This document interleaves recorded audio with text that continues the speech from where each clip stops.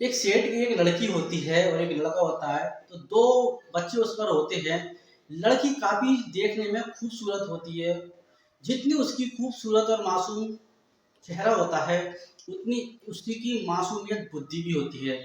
तो वो देखने में जितनी स्वभाव की सीधी होती है, वैसे ही वो अंदर से भी सीधी भोली भाली और नेक दिल साफ दिल की लड़की होती है।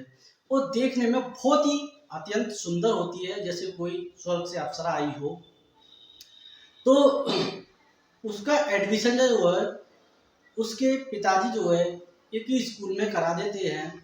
तो उस स्कूल में जब वो लड़की पढ़ रही होती है, तो लड़की के जो पीछे एक मौलवी साहब जो है, मुल्ला जी जो है, वो लग जाते हैं। उसकी खूबसूरती पे वो फिदा हो जाते हैं, क्योंकि पूरे कॉलेज में नंबर एक पर वो लड़की होती है।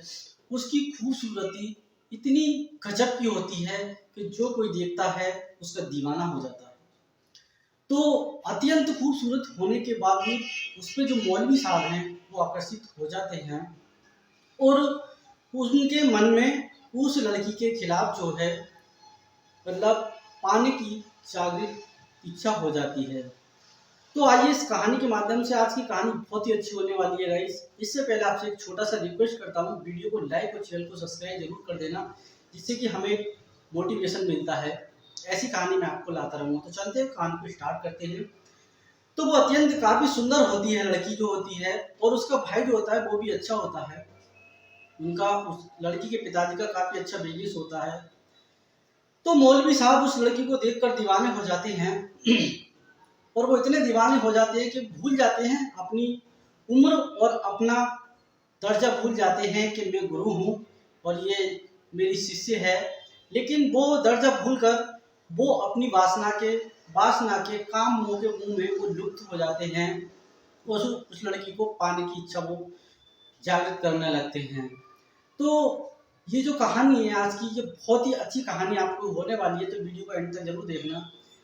तो मौलवी साहब जो उस लड़की को अपने पास लाने के लिए नए नए हथकंडे जो अपनाने लगते हैं।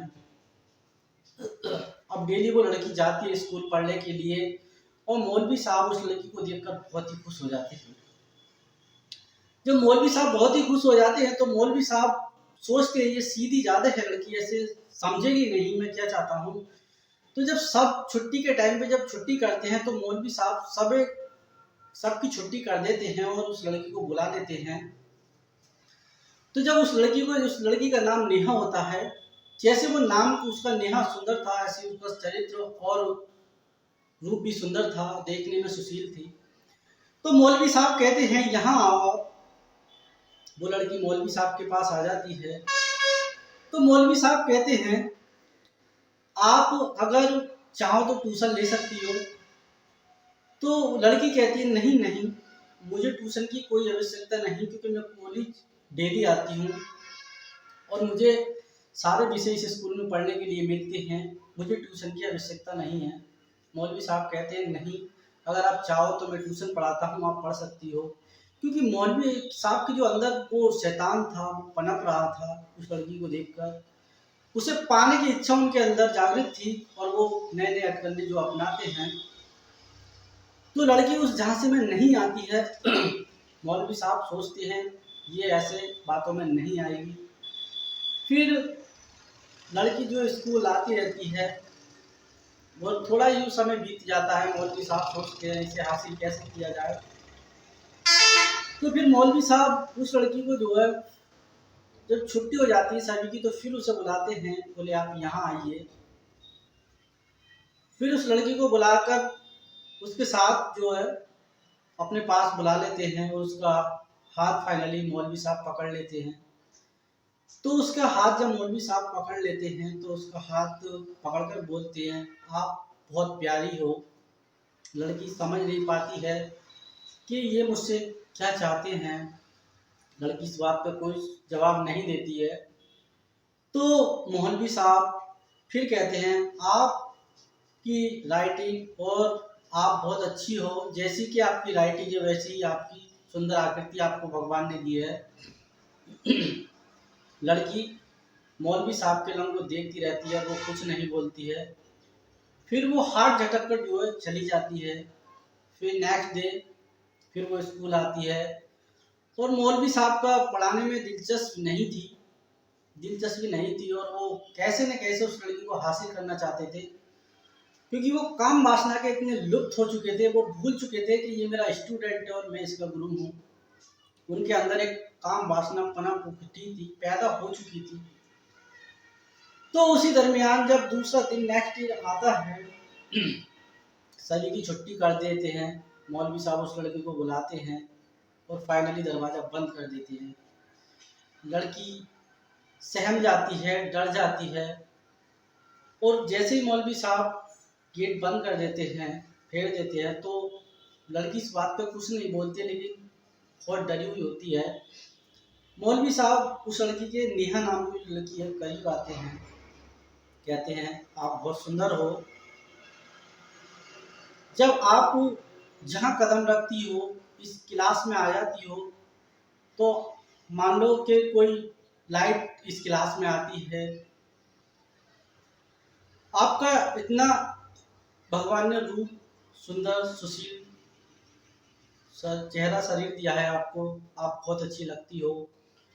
तो फिर मौलवी साहब कह देते हैं कि मैं तुमसे प्यार करता हूँ, लेकिन लड़की सीधे स्वभाव की होती है, वो कहती है नहीं, हम ऐसा कुछ नहीं कर सकते।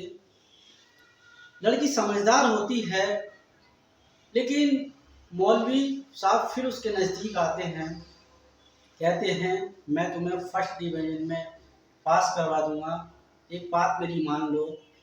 तो मौलवी साहब उससे कहते हैं कि एक बात मेरी मान लो। लड़की फिर भी नहीं समझ पाती है कि मौलवी साहब क्या कहना चाहते हैं। फिर धीरे धीरे वो लड़की के पास आते हैं और लड़की के पास आकर बोलते हैं। फिर लड़की का हाथ पकड़कर अपने पास बैठा लेते हैं। जब लड़की उनके पास बैठ जाती है और वो डरती भी है, क्योंकि उसके अंदर एक डर था कि मौलवी साहब मेरे साथ क्या करेंगे। तो मौलवी साहब की जो काम वासना थी वो ज़्यादा ही उत्तेजित हो रही थी।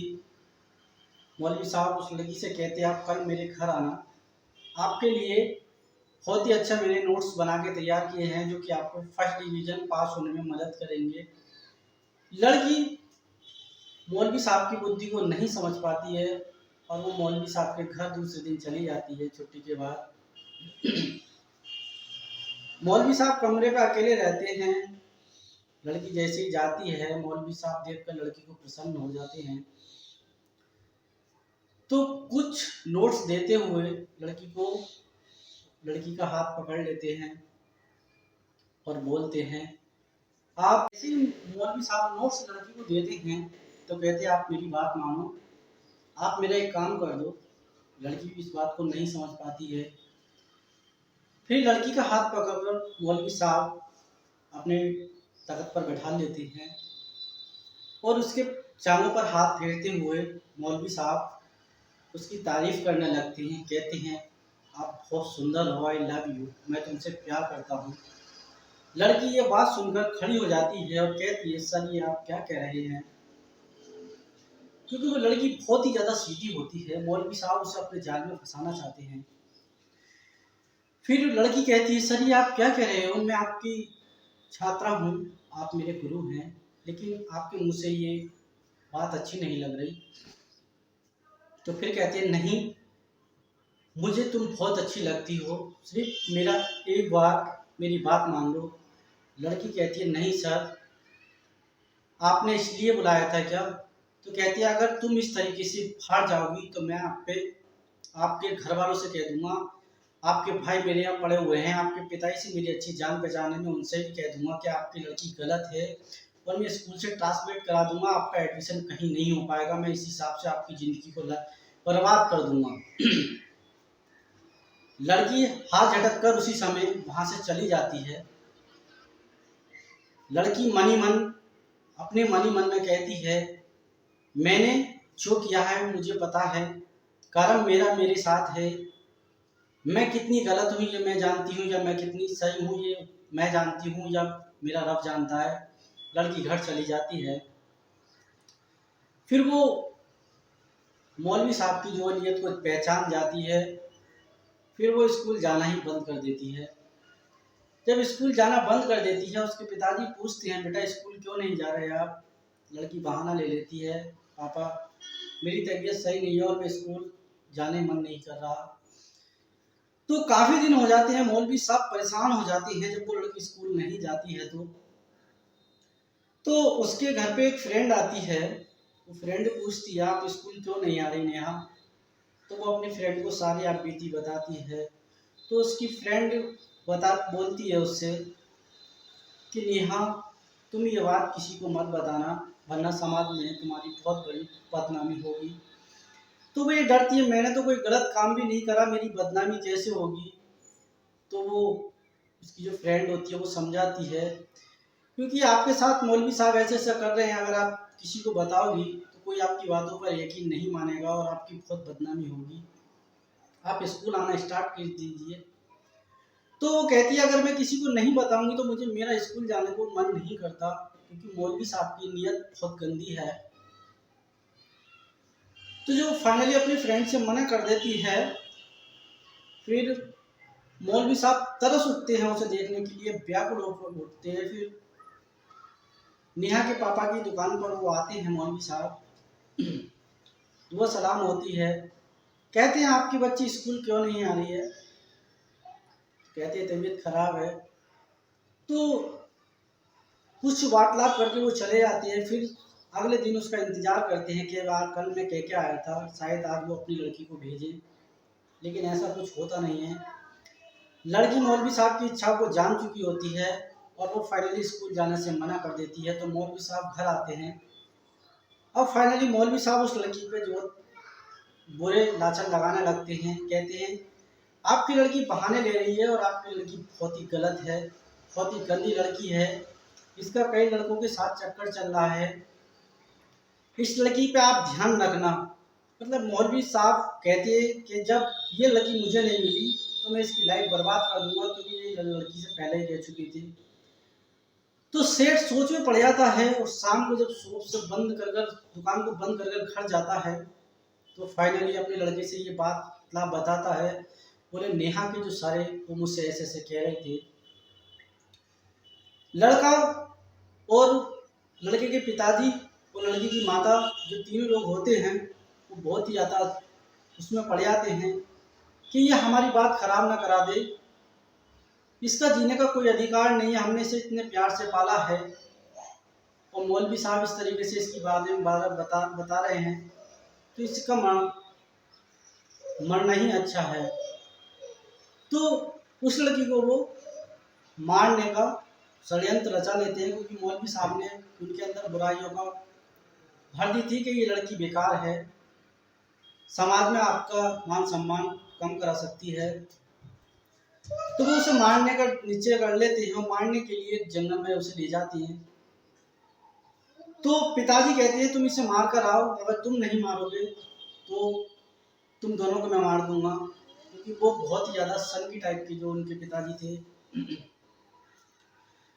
तो मारने से पहले उसका भाई सोचता है कि मैं इसे बता दूं कि हम तुझे किस कारण यहाँ क्यों लाए हैं। तो वो बताता है कि हम यहाँ तुम्हें मारने के लिए यहाँ पे लेकर आए हैं, अगर मैं तुम्हें नहीं मारूंगा तो पिताजी मुझे मार देंगे।